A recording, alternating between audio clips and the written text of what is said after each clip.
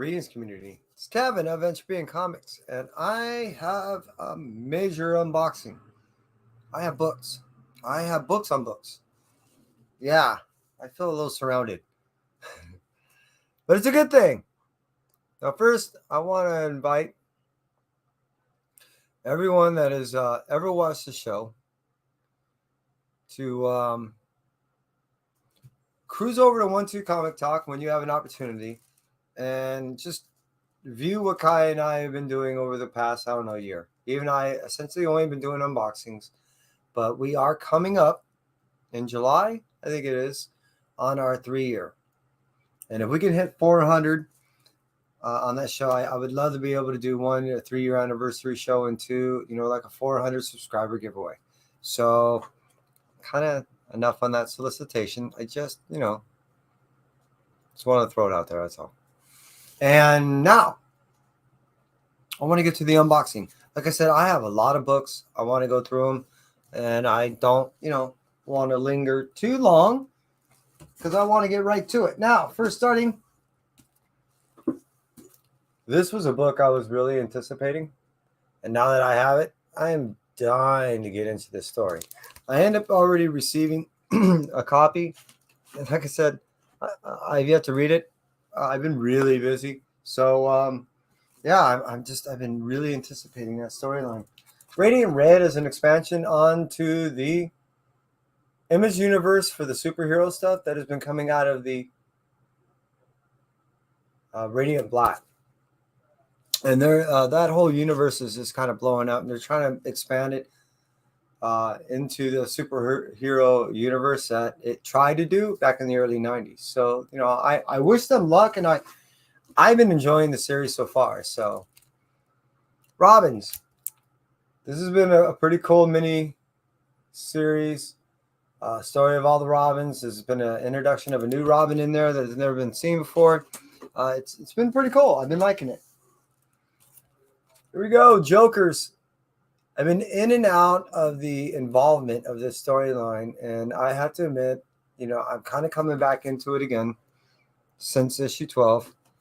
And I really thought initially it was only going to be like a 6 or 7 issue miniseries, but it is what it is. Let's see if I can hold on to it, because it's only one of, I think, like 2 ongoing or 2 ongoing series that I'm doing through DC. So we'll see how we do. Supermassive. I've not been able to read this yet. This is the cover B to the storyline. Like I said, this is part of the expansion. This is one of the books that jumps off and actually starts expanding the whole Radiant Black universe. Refrigerator full of heads. All right, so I'm a little far behind. This is issue 4. So I think I'm only up to like issue 2. Sumerian, Hour of the Dragon. What I've been liking about the Sumerian books has been allowing me to go ahead and get the original version of that story told by Robert E. Howard. And it's also given me the adaptation. So after receiving all the books, which I've been buying all the stories of the Sumerian, it's kind of like getting a double bonus. You know what I mean? You get the original tale and you get this adaptation in the graphic novel version. Sweet Paprika, issue number 8. This is 2/3 of the way through the storyline. I've been liking it. I'm digging what Mirko Andolfo's been doing. And I only wish that it does turn into an animation, because I think this would be a wonderful story to see. What's the furthest place from here is a pretty insane version of a dystopian future that, it's really cool. And now that I guess aliens are getting involved, I'm curious to see where this is going. Supercoin. Now, I've been reading this since day one. I've been loving it since day one. And I like how on issue 5 and how on issue 10, which this is issue 10, there's a breakdown of the coin itself and an understanding of the origin and why it keeps messing people's lives up. You know what I mean? So I like the fact that he keeps expanding on the coin itself to give us some depth to the story beyond how it, like I said, is affecting people's lives. So I would imagine whether it was 5, yeah. So I read up to issue, I guess, 3. And I really like the story. I have to admit, it's not the same as Basketful of Heads in the sense of Basketful of Heads kind of hit me pretty hard. You know what I mean? It was a little more serious. This one seems a little more bantery and a little more playful than, and it's just as good in its own right. It just doesn't hit the same way. I'm trying to put these 2 books together. Forgive me. I get a little. Oops. Getting a little obsessive compulsive about this. What happened? I lost my mind. Oh well, it is what it is. My mind's lost. All right, moving on. Ba-bam, ba-bam, ba-bam. There we are. And then we'll put these over here. So I don't want to show those yet. I don't want to show that yet. Here we go. Spider-Gwen, Gweniverse, number 1. This is a variant. I've yet to actually. Yo, how you doing, Nicholas? I hope all is well. I've blocked myself into where I can't even use the mousey. Hope you're doing well. I appreciate you being here. And yeah, I'm just going over, my pre-orders that I'm doing. There's a lot of books, so if you have time, get comfortable. I'll try to run through them. So this is issue number 1. This is the variant. I've yet to actually get to read, obviously, any of this that I just unboxed, but some of which I ended up buying at the LCS, so I still yet to read that. Just read issue number 26 last night, or this morning, can't remember. Last night, and I loved it. I'm dying to get in issue 27. I am a Usagi fan of old, and I like all these new little minis that they've been doing. I ended up reading this one last night, and yeah, it's cool because they're taking excerpts directly from some of the old stories and redoing them in these little minis, and one of which they did a whole new story, which was really freaking cool. Supermassive is the expansion of the Radiant and Black universe and into the Marvel universe that they're trying to make the superhero thing go on. I wish them all the luck. I'd really like to see a nice organized superhero universe in Image. Step by Bloody Step is the tale told with no words. It's a story of a kid and robot that do not have the ability to communicate with one another, but are on the same path, same journey, and traveling with one another, the robot protecting its guardian. I've yet to actually get into the book. I just know the storyline because I was introduced to it about 3 months ago. So I'm dying to get into that. Obviously, the reading is going to be easy if there's no words. Shang-Chi. I have to admit, I am not reading. I bought this purely for this cover. It may end up being a giveaway, so we'll see. I just wanted the Gwen Stacy cover on going across the whole board of Marvel. So here we go with Robins. I've been loving this book. Now that it's kind of finalizing everything that's been going on, I've been buying all the A's and B's on this all the way through.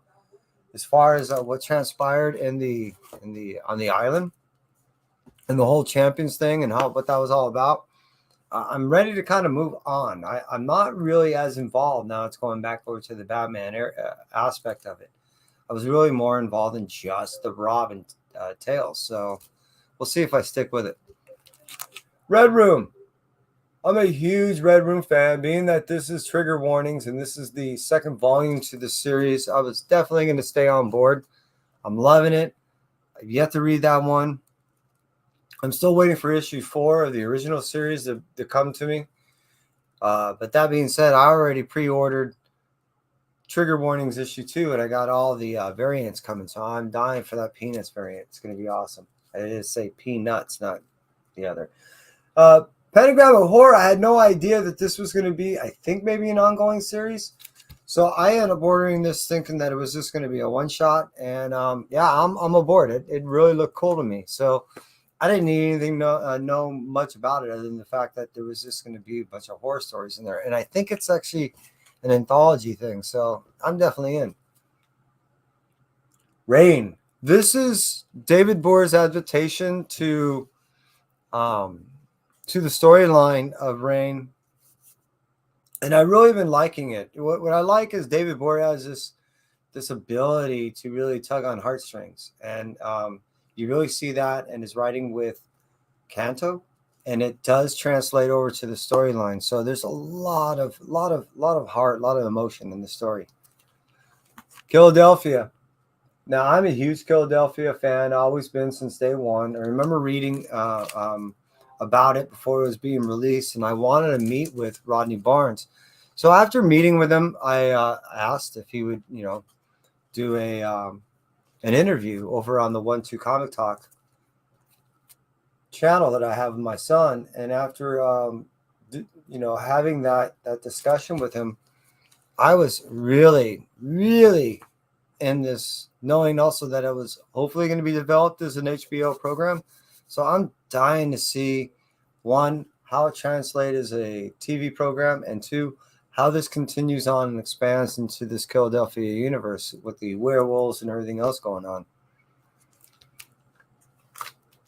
Silver Surfer Rebirth. I love Silver Surfer, and being that, yes, the Gwen Stacy thing was coming out, I wanted to get an A and B of it, but I also just love the Silver Surfer stories.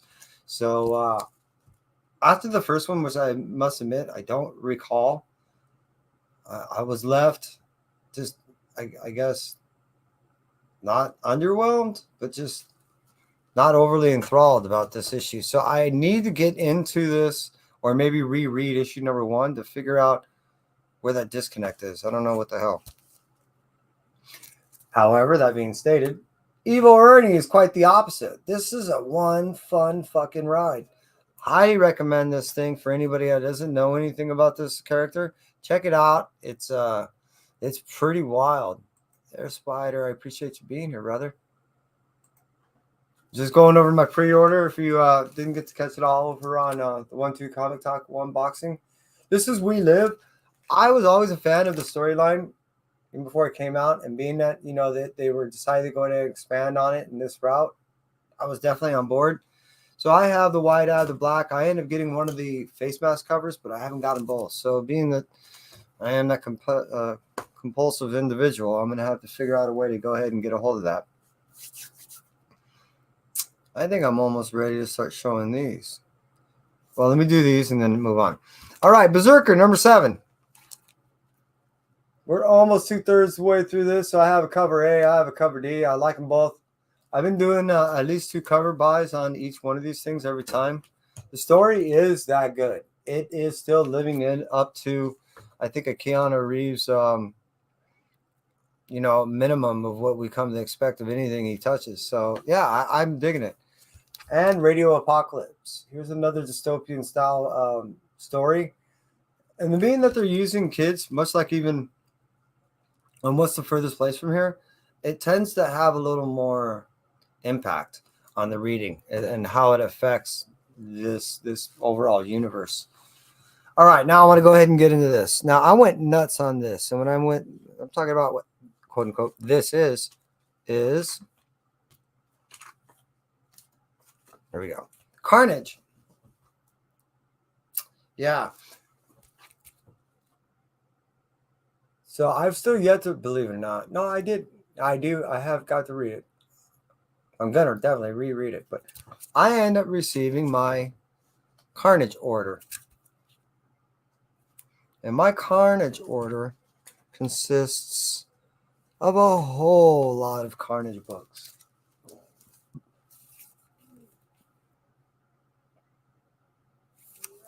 And yeah, I get a little overboard when I buy some. But I like it.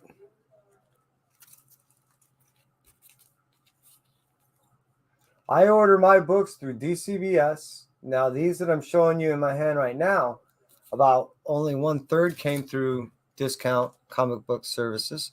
The other third I end up buying online through a buyer that I really like. I like how he packs his stuff. I believe he's a comic book shop owner in the Midwest. And I was able to get a pretty decent deal. He ended up selling me 2 sets of Carnage packets, which each set came with 6 books for $35 a set. And with that is everything I'm showing you right now, essentially, and a few from DCBS. So 3 of these I got from DCBS, 2 of which I got from the online order on eBay.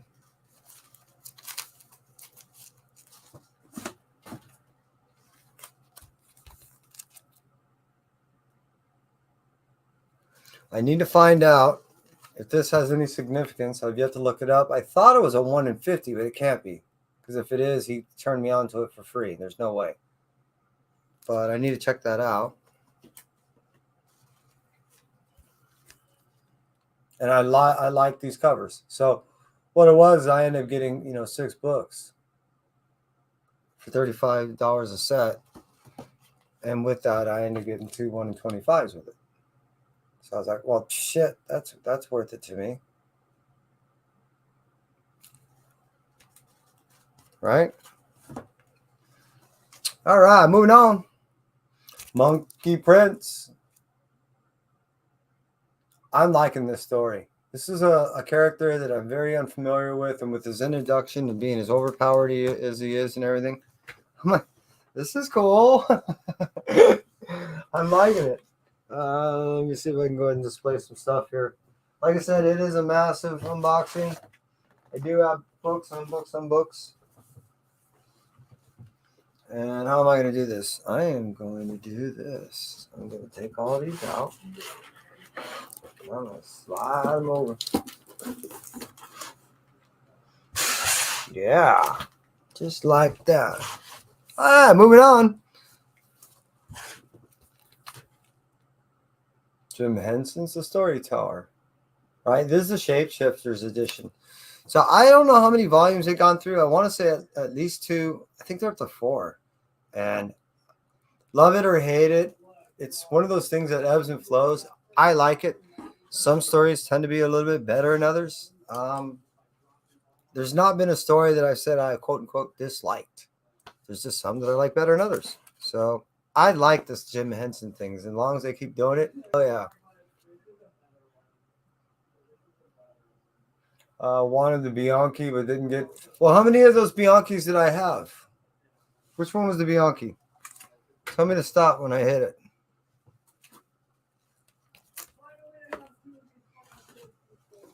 This wasn't it, was it? Because I'm not getting rid of any of the 1 in 25s.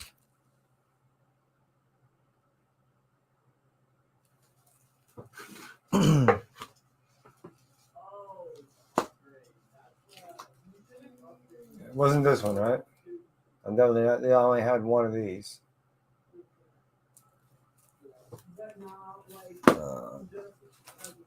Because if I end up with a bunch, no, not that's a 1 of. This ain't it either, right? Because I only have 1 of these 2.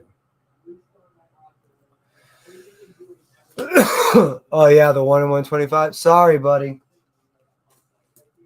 You know me. I do what I can, and then there's other times when I'm just straight out stingy. Mine. Sorry. No, I haven't seen them relatively cheap on eBay. I don't know if you have a good person to buy from. And if I do find one at my shop, because I've yet to go and pick up some stuff, if there's still 1 left over there, leave a message in my IG that you're still looking, and I'll see what I can do. Cool. So yeah, here's the Monkey Prince Storyteller. Universe number 1. Oh, you can still find them online. Yeah, all right. Yeah, you can. Silk number 2. Which I like female-driven superheroes. I like their stories. Venom number 5. Plus, I like hot chicks. I mean, what's not to like? And then, I think I got a couple of these, right? Definitely got a few of these. These are just 2 of the pre-orders I got, and then I have like, I don't know, 3 or 4 of them in my box already. This Venom is a good story, man. Ram V is just knocking it out of the freaking park. I like this cover. Out of all the covers on issue number 6, this was my favorite.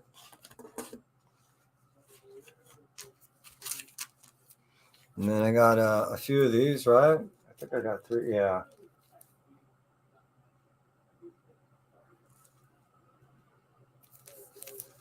Oh, hey, 2-6.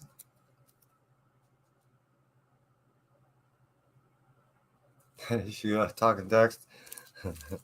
Yeah, my tongue tends to jump off my lips every time I try to do the talk text. It just doesn't work. This was a back order that I was waiting on. So finally I got 2 of these. I try to always double up on the character issues. And there's an issue cover A of issue number 17. And then here's the Peach version, which, I mean, love it or hate it, this one is pretty freaking wild. Acid trip and a half, buddy. I like this one. I like the use of the colors. I like the wild imagery on it. It's pretty neat. I got a couple of these. Like I said, I always double up on the character. And I think I went triple on next character because it was that little doggy dude. So I wasn't certain what that was going to become. All right. So did everyone get one of these?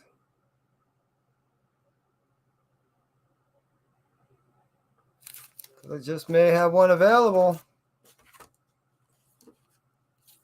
Is anyone looking? The significance behind I bought this necessarily not is because it was the number 1. It was because Trish and Tony worked on this. So Trish Forstner and Tony Fleeks. So I was like, oh wow, you know what?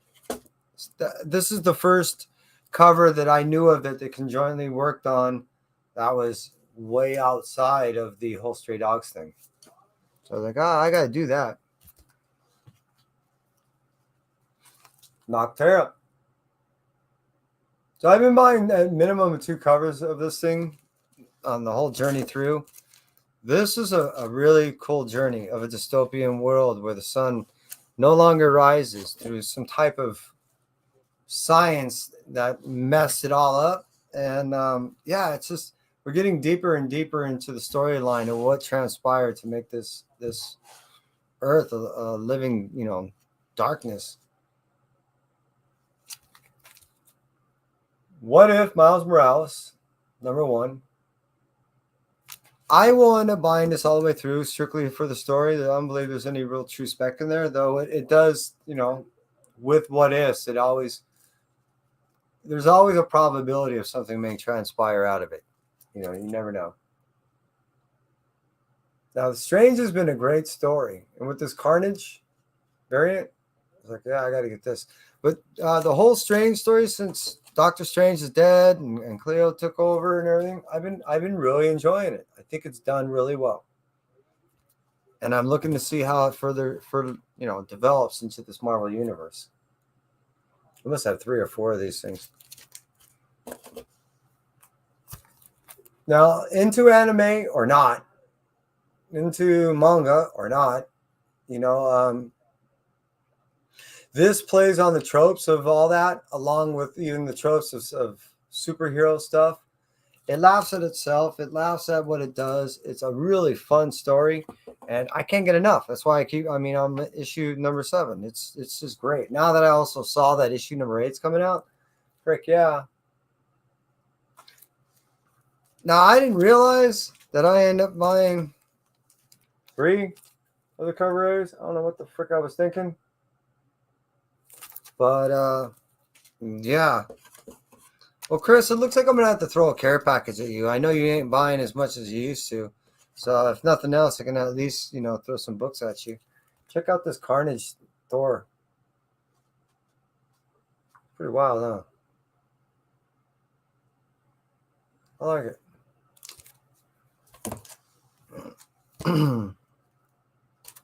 She-Hulk #2. I'm not a huge She-Hulk fan. I'm gonna try to stick with this. It seems okay. There's nothing about it that is wowing me, other than covers like this. Outside of that, it's okay. Look at that ass. It's all right. I've staying with it somewhat. I mean, if they keep doing covers like that, I'll probably end up keep buying it. But issue 91. This was my only cover for this issue. I'm just waiting for the ramp up in 93, and then when it dies off, I already got pre-orders for issue #1. Actually, I already pre-ordered issue #2.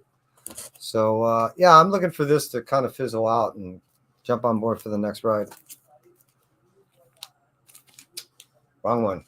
Let's do that again. There we go. I've been reading this one since day one. We're on issue number 15. This is exactly what it states. It's basically about an organization that's trying to protect 7 secrets from being unleashed upon the world. And there's other groups that are actually trying to release this type of shit upon the world. And that's the whole story in a nutshell. It's been written in a way that I can't eliminate it from my pull. I mean, I keep pre-ordering this thing and I'm just loving it. Same with this.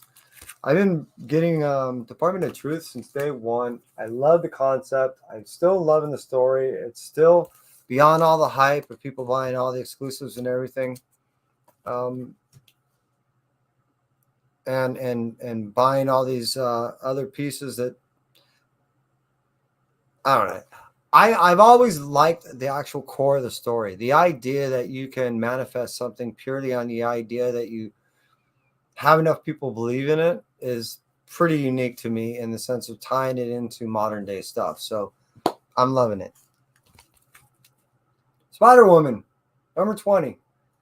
Like I said, I love women-driven characters, and I Spider-Woman is one of those that I've been reading for years, and I have a couple copies of the original. I'm trying to piece together all the original storyline of from issue 1 on, and this storyline, oddly enough, it really is tying into the original story of what Spider-Woman was founded on. The same doubts, the same tribulations and trials, and the same, like Peter Parker, the snivels and gripes. It's just fairly fun and unique to see something travel along that same line and not be boring to me. Yo, hey, how's it going? Happy Monday. It's great to see you, man. Wow. I'm kind of finishing up on my massive unboxing, and I appreciate you being here. Rogue Sun. As I made mention earlier, Rogue Sun is part of that expansion onto the Image universe. Started out with Radiant Black, and then moving on to Supermassive, and going on to Rogue Sun. I mean, the idea is they're going to try to end up building upon this universe, and hopefully, if they get enough people supporting it, we can go ahead and go on from there. Much like Marvel, how they end up starting their universe and gaining. I know that they made big leaps and bounds in the sense of how they're structuring this in comparison when they first started Image. So I do believe that this can and will work. So I personally am supporting it, and I personally am reading it and liking it. Follow Me Into the Darkness is the second volume to the original story of Something Into the Darkness. My brain went blank, and I'm sure you guys people know the Me Finding the Darkness. Yeah, my brain went away. But anyways, this is the second volume to that storyline. It was very uniquely told on a possible end of the world situation, and how it was basically thwarted by individuals that were granted certain powers, unique abilities, because of Haley's Comet coming by. I'm dying to get into the second volume. I really loved how the original storyline was originally told, and it just seems so much fun to, again, get into another Behemoth story that is very uniquely told. This, believe it or not, is I guess they were considered exclusives or limited print edition of this first issue through DCBS. I just find it fairly unique that it's just that. I love my blank covers though, my black too, especially being how difficult it is to keep them that way. Moving on. Nice house on the lake. This is another tiny story that just is so enjoyable to read, so enjoyable to live, so scary to even conceive the idea that I guess it seems obligatory that it mandates its reading just because you so much don't want a scenario like this to transpire that that you're just going, please let me find something that will tell me that there's going to be some type of ending that I can live with, at least vicariously through the telling of the story. Ghost Rider #1. I'm a huge Ghost Rider fan, and the fact that they're going ahead and restarted another one, I'm always in. So just keep telling it. And the fact that there was a Scotty Young variant in there, are you kidding me?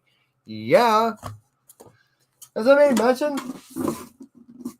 it was a large journey, and you took it with me, and I greatly appreciate that. It's been over 31 minutes and coming up on 32, and wow, I can't. This is probably one of the longest vids I ever did in a long time, probably a month.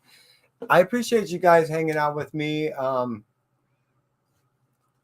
As always, I overbuy. If there's something here that you did not, obtain yourself and you're looking to get, I may be able to assist you in that. Just hit me up on IG. As you saw, there was a bunch of copies of stuff I have. I think that's it.